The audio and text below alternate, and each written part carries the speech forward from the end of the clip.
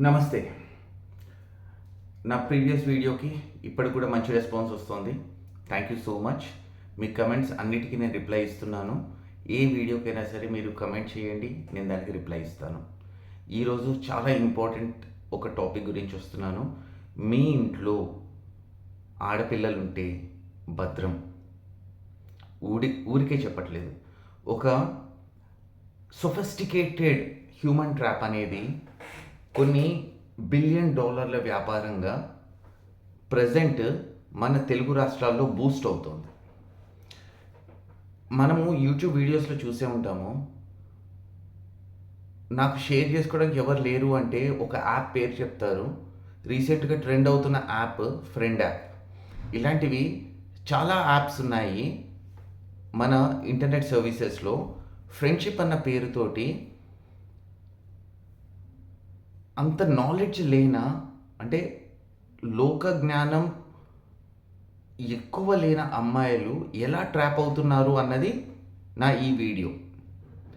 జనరల్గా friend app work అయ్యేది ఏంటి అంటే ఒక అబ్బాయి ఒక అమ్మాయి, ఒక అమ్మాయి ఒక అమ్మాయి, ఒక అబ్బాయి ఒక అబ్బాయి. బీయింగ్ ఎ మేల్ నాకు కూడా ఒక క్లారిటీ ఉంది. Opposite poles attract, same poles repel మెజారిటీగా. ఇక్కడ ఒక మంచి అంటే ఒక రోజు పెట్టంగానే 1 మిలియన్ 2 మిలియన్స్ వ్యూస్ వచ్చే వీడియోస్ ఏవైతే ఛానల్స్లో ఉంటాయో దాంట్లో క్లియర్ కట్గా ఒక మెసేజ్ని ప్రమోట్ చేస్తున్నారు. ఆ మెసేజ్ ఏంటి అంటే, నాకు షేర్ చేసుకోవడానికి ఎవరు లేరు, ఇంటికి వెళ్ళిన తర్వాత లోన్లీగా ఉంటున్నాను అంటే ఫ్రెండ్ యాప్ అనేది ఒకటి ఉంది, అది డౌన్లోడ్ చేసుకో, దీంట్లో నీ ఇన్ఫర్మేషన్ సెక్యూర్డ్గా ఉంటుంది, బయటికి వెళ్ళదు. అండ్ అంతేకాకుండా దీని నుంచి నువ్వు డబ్బులు కూడా సంపాదించవచ్చు అనేసి స్ట్రెచ్ చేసి ఒకటి చెప్తారు. నా డబ్బులు అనేటప్పటికీ 2 కేటగిరీ. బాస్, నేను హైదరాబాద్లో ఉంటాను.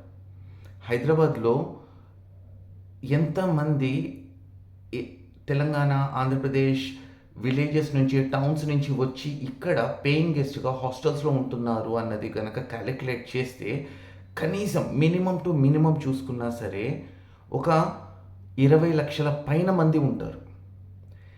వీళ్ళని టార్గెట్ చేస్తున్న ఈ యాప్స్. ఫ్రెండ్ యాప్ అనేది బెంగళూరు బేస్డ్ కంపెనీ. వాళ్ళ ప్రోటోకాల్ సిస్టమ్ బాగుంది, వాళ్ళ డాక్యుమెంటేషన్ బాగుంది, సెక్యూరిటీ ఇస్తున్నామంటున్నారు. కానీ ఫ్రెండ్షిప్కి యాప్ అవసరమా? అంత ఇన్ఫర్మేషన్ ఎక్కడి నుంచి షేర్ చేసుకోవాలి? నేను ఒక కంపెనీని తిట్టడం కాదు. ఇక్కడ ఏమవుతుంది, హాస్టల్లో ఉండేవాళ్ళు కోర్సులు చేసి జాబ్స్ ట్రయల్ చేసుకుంటూ వీళ్ళకి ఎప్పుడైతే జాబ్స్ రాక పార్ట్ టైం జాబ్స్ ఒకవేళ చేసుకునే దాంట్లో డబ్బులు తక్కువ ఉండి ఇంట్లో వాళ్ళ పరిస్థితి బాగాలేక పేరెంట్స్ డబ్బులు పంపించలేని పరిస్థితుల్లో ఇలాంటి యాప్స్ డబ్బులు వస్తాయి కదా, ఫ్రెండ్షిప్లో కదా, మాట్లాడితే డబ్బులు వస్తున్నాయి. మాట్లాడదామని చెప్పి స్టార్ట్ చేసే పాయింట్ ఎక్కడైతే ఉందో that is the end of their life. ఒక రీసెంట్ ఇన్సిడెంట్ ఏంటి అంటే, మన కృష్ణా జిల్లా నుంచి ఒక అమ్మాయి, కృష్ణా జిల్లా చుట్టుపక్కల నుంచి ఒక అమ్మాయి హైదరాబాద్ వచ్చి 8 నెలలు అయింది. ఉద్యోగాలు ట్రై చేస్తుంది, జాబ్ రావట్లేదు. Of course nothing other than software, telecalling ఇట్లాంటివన్నీ ఉన్నాయి. కానీ మనం చేయం కదా, మనకు సాఫ్ట్వేర్లే కావాలి, ఎందుకంటే అందరూ ఇంజనీర్లే. ఉద్యోగం రావట్లేదు. ఇంట్లో వాళ్ళు పంపించే డబ్బులు ఆ హాస్టల్ ఫీజుకి మాత్రమే సరిపోతున్నాయి. తనకి మిగతా బేసిక్ అవసరాలు కూడా సరిపోయేంత లేవు. ఇంటర్వ్యూకి వెళ్ళడానికి కూడా డబ్బులు లేవు. అలాంటప్పుడు ఇంటర్నెట్ ఎక్కువగా ఉంది కదా అని చెప్పేసి ఎప్పుడైతే వీడియో చూస్తున్నారో, ఒక పర్టికులర్ వీడియోలో తనకి ఈ ఫ్రెండ్ యాప్ గురించి కనిపించింది. అమ్మాయి ఫస్ట్ మైండ్లో వచ్చిన థాట్ ఏంటి అంటే, నేను, నా ఫ్యామిలీ, మా పరువు. తర్వాత వచ్చిన థాట్, సెక్యూర్డ్ అంటున్నారు కదా, నా నెంబర్ వెళ్ళదు, నా ఫోటో వెళ్ళదు నేను కావాలనుకునేంత వరకు. అట్లాంటప్పుడు ప్రాబ్లం ఏముంది, మాట్లాడదాం. మాట్లాడుతూ మాట్లాడుతూ అవతల ఉన్నవాడు ఎంత పెద్ద ఎదవా అన్నది పాపం ఈ అమ్మాయికి తెలియదు. అవతల ఉన్నవాడు స్టార్టింగ్లో చాలా స్మూత్గా, ప్రొఫెషనల్గా, సొఫిస్టికేటెడ్గా, డెకరేటెడ్ వర్డ్స్ యూజ్ చేసి మాట్లాడి అమ్మాయి కాన్ఫిడెన్స్ గెలుచుకున్నాడు. గెలుచుకున్న తర్వాత స్లోగా ఎప్పుడైతే మీరైనా నేనైనా సరే ఒకసారి మనకి ఒకళ్ళ మీద నమ్మకం అనేది ఏర్పడింది అనుకోండి, ఎట్టి పరిస్థితుల్లోనూ వాళ్ళ మీద నెగిటివ్ థాట్ అనేది రాదు. 3 నెలల టైంలో ఆ అమ్మాయికి అంత సొఫిస్టికేటెడ్ వర్డ్స్కి ఇంతకు మించి లైఫ్ బాగుంటుందా అన్న థాట్లోకి తెప్పించి స్టార్ట్ అయింది మొబైల్ నెంబర్ షేరింగ్ దగ్గర. మొబైల్ నెంబర్ షేరింగ్ అయింది, రాత్రులంతా మాట్లాడుతున్నారు, వీడియో కాల్ స్టార్ట్ అయినాయి, కలవడం స్టార్ట్ అయింది. వన్ ఫైన్ డే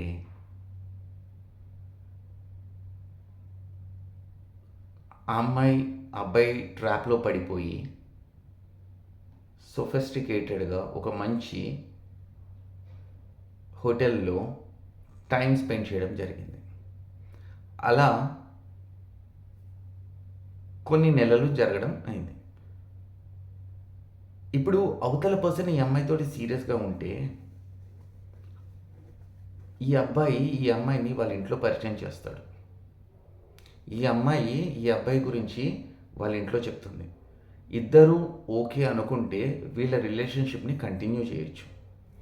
ఫ్రెండ్షిప్ అన్న పేరుతోటి ఒక రిలేషన్షిప్లోకి ఎంటర్ అయ్యి అల్టిమేట్గా ఏమైంది అంటే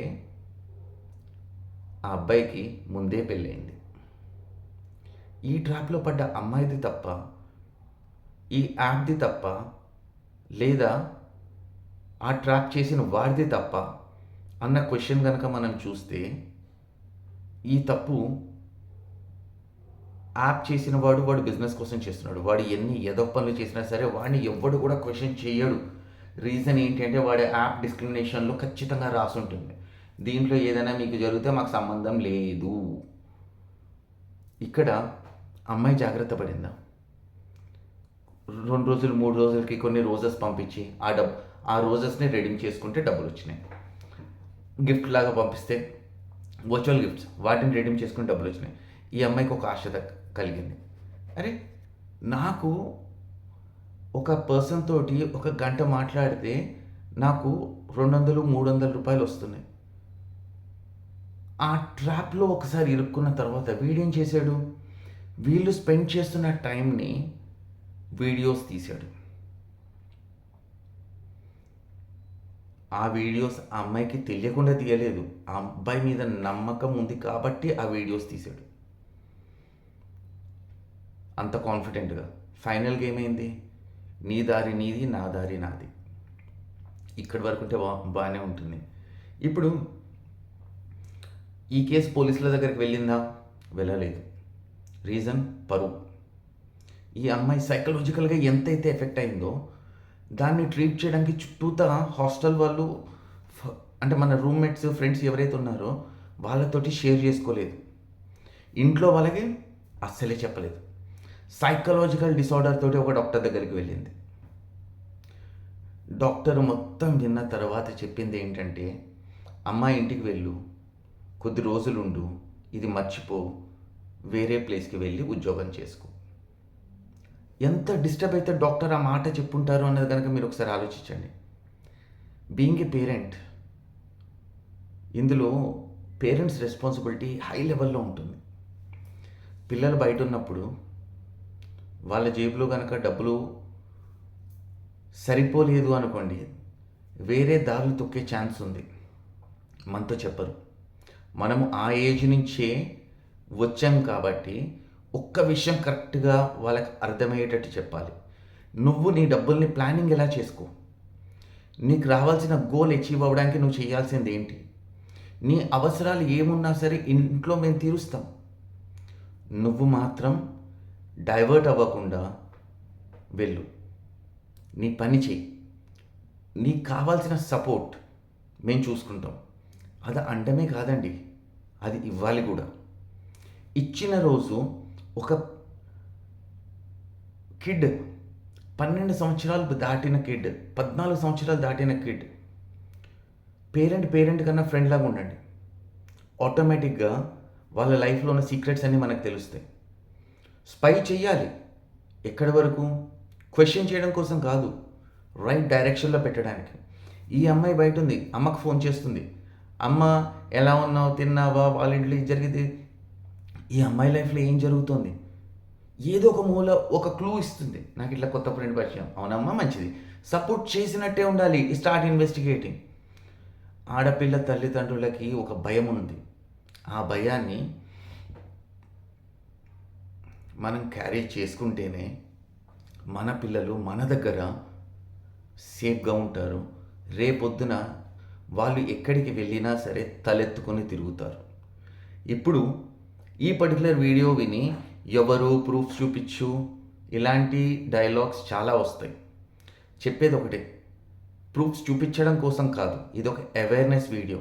ఒక యాప్ నుంచి ఒక పర్సన్ లైఫ్ ఒక విధంగా ఎలా టర్న్ అయింది అని చెప్పేసి చెప్పడం కోసం ఈ వీడియో చేస్తున్నా. ప్రూఫ్స్ కావాలనుకునే వాళ్ళు నా ఛానల్కి కావాలంటే రిపోర్ట్ కొట్టుకోండి. ఒకళ్ళ మొహం చూపించి టీఆర్పీ నాకు అవసరం లేదు. మోర్ ఓవర్ ఇలాంటి వీడియోస్ నా ఛానల్లో రెగ్యులర్గా వస్తాయి. ఆ వీడియోస్ ఇన్ఫర్మేటివ్ ఉంటే మాత్రం ఖచ్చితంగా మీ సర్కిల్లో షేర్ చేయండి.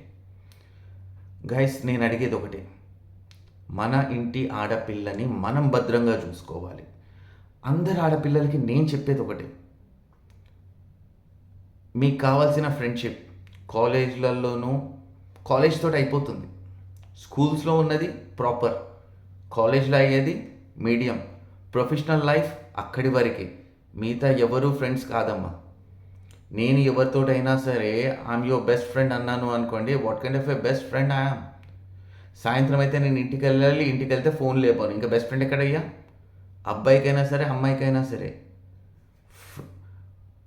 హ్యూమన్ టు హ్యూమన్ నీడ్ ఒకటి ఉంటుంది. సోషలైజింగ్లో మనం ఈ ప్రపంచంలో బతుకుతున్నాం కాబట్టి సాటి మనిషితోటి అవసరం, దాన్ని అవసరంగానే పెట్టుకుందాం. ఒక మంచి రిలేషన్షిప్ని మెయింటైన్ చేయండి, డిస్టెన్స్ మెయింటైన్ చేయండి. అలా అని చెప్పేసి కమెంట్ చేయాల్సిన అవసరం లేదు. మీ సొఫిస్టికేటెడ్ ఏరియాలో మీరుండాలి, వాళ్ళని వాళ్ళ ఏరియాలోనే ఉంచండి. మీకు ఏదైనా అవసరం వచ్చింది ఏం చేస్తారు? మీకు అమ్మా నాన్న, అక్క చెల్లి, బాబాయ్ పిన్ని, మన ప్రపంచంలో అనాథగా ఉన్న వాళ్ళు 0.02%, ఎవ్వరూ లేని వాళ్ళు. మిగతా 98% ఇంతమంది ఉన్నా సరే షేర్ చేసుకోవట్లేదు అంటే పేరెంట్స్గా, రిలేటివ్స్గా మనం ఒక క్వశ్చన్ మనల్ని అడుగుదాము, మనము మన పిల్లల దగ్గర అంత ర్యాపో మెయింటైన్ చేస్తున్నామా? మీ కమెంట్స్ ఈసారి ఈ వీడియోలో నాకు ఖచ్చితంగా చెప్పండి. నెగిటివ్ అయినా పర్లేదు, పాజిటివ్ అయినా పర్లేదు, మీ పిల్లల్ని మీరు జాగ్రత్తగా చూసుకోవడం మీ బాధ్యత, నా పిల్లల్ని నేను జాగ్రత్తగా చూసుకోవడం నా బాధ్యత. మన బాధ్యతలు మనం నిర్వర్తిద్దాం, మీన్స్ మనం ఫుల్ఫిల్ చేసుకుందాం. పిల్లలకి ఒక ధైర్యాన్ని ఇద్దాం. ఎటువంటి పరిస్థితుల్లోనూ నేను ఎలా ఉన్నా సరే నా పేరెంట్స్ నా కోసం ఉన్నారు, నా ఫ్యామిలీ నా కోసం ఉంది. కాబట్టి నేను కొన్ని పైసల కోసము, కొంత లగ్జరీ లైఫ్ కోసము, కొంత గ్లామరస్ వరల్డ్ కోసము ఎటువంటి డైవర్షన్స్లోకి వెళ్ళి నన్ను నేను గిల్ట్గా ఫీల్ అయ్యే పరిస్థితి తెచ్చుకోకుండా ఉంటాను అన్న కాన్ఫిడెన్స్ మనం మన పిల్లలకి ఇద్దాం.